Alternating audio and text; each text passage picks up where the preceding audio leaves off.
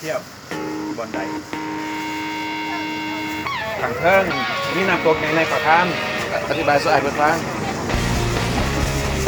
เบาสูตรบอลใหญ่เราฟังนะคุณใหญ่ปองเรากำลังแกแบบมีอยู่นี่นี่นำตัว ไปได้ตอนเงินก่อนก่อนแล้วก็ดีขึ้นหางไม่ต้องไป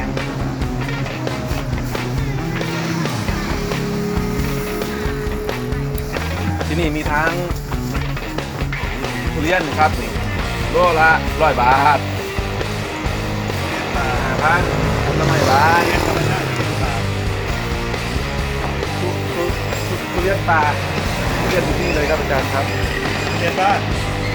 มาซื้อของกับน้องเขาอันนี้น้องทำ สถานที่ท่อง เดี๋ เที่ ย ยว ว ก่อนไงสถานที่ท่องเที่ยว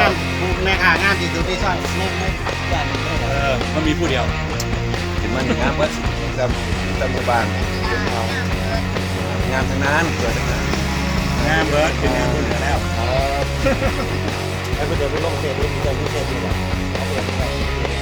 ขอเป็น บอกเฟสใน ใน หนึ่ง เขียนเศษมาโลดนั่น เราเป็นนักกีฬาบ่ใส่เกงกีฬาใส่ชุดกีฬา ใส่สี กีฬาไฟกีฬา แต่ไม่นี่เดี๋ยวสีลาแบบไหนเดี๋ยวสีพิมพ์ชื่อให้